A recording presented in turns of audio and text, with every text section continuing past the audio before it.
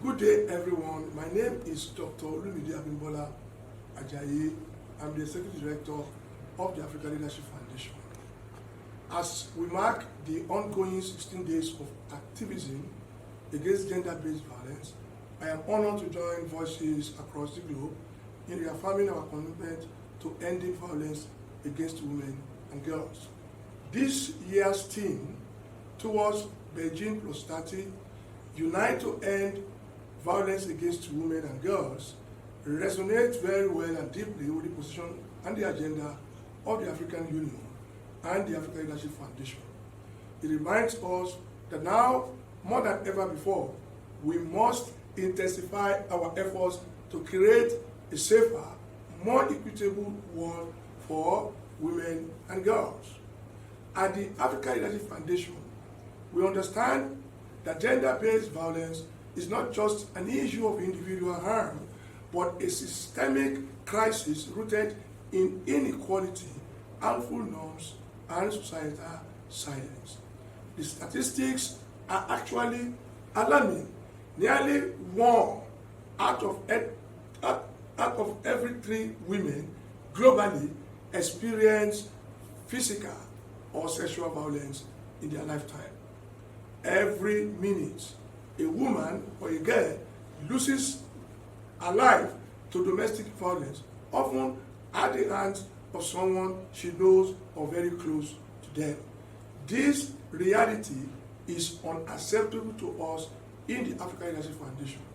To address this injustice, the ALF has taken proactive steps to empower women and girls, foster gender equity, and drive accountability. Earlier this year, we convened the first regional men's consultative forum on ending violence against women and girls under the theme dealing with the drivers of violence against women and girls. This event was an integral part of our contribution towards the development of the African Union Convention on Ending Violence Against Women and Girls, what we normally call VAWG, which in every purpose and intent, a landmark commitment by African leaders and the heads of states to eliminate violence against women and girls in the continent. That forum brought together male leaders, policymakers, civil society organizations, academia, and the youth to engage men as an active allies in challenging harmful gender norms, breaking cycles of violence, and advocating for gender equitable solution. It also helped to shape a forward-thinking agenda within the framework of the AU Convention on Ending Violence Against Women and Girls, ensuring that male involvement remains central in the fight to end violence against women and girls. We also continue to prioritize the economic empowerment of women through programs like the SME Agribusiness Export Readiness Accelerator Program, ensuring that women have access to opportunities that allow them to thrive independently. Additionally, the ALF has been designated by the African Women's Leaders Network, ALF, as the Eco Center for Empowering Women in Agriculture initiative in Nigeria.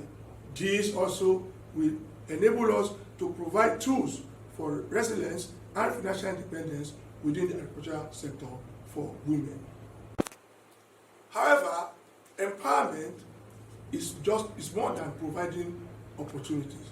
It's about addressing the systemic barrier that we all see. One of them is the unpaid care and domestic work. This burden continues to hold millions of women and girls back.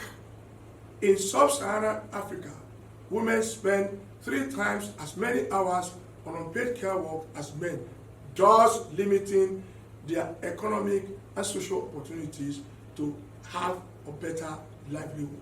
We are partnering with the Oxfam in Africa and other partners to amplify and advocate for shared responsibility and sustainable care system.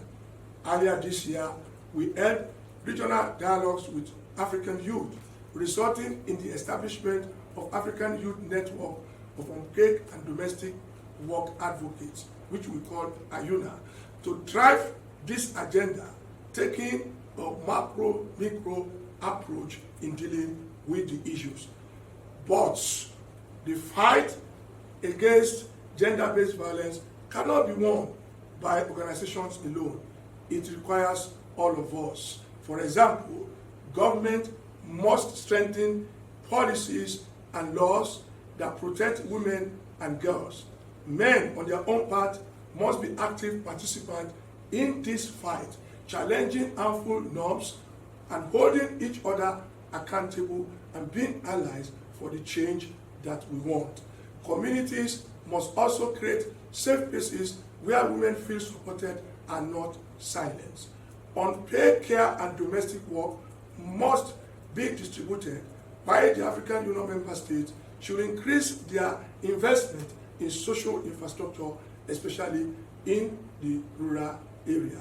As I close this message, I believe that during these 16 days of activities, we ought to unite our forces, actions, and resources to end gender-based violence in all forms. Together, we can create a world where every woman and girl is safe, valued, and empowered. The journey to end gender-based violence is long, but it is not impossible. We can do it. By working together, we can break this cycle of violence and build a more just and equitable society for all. Thank you, and God bless you.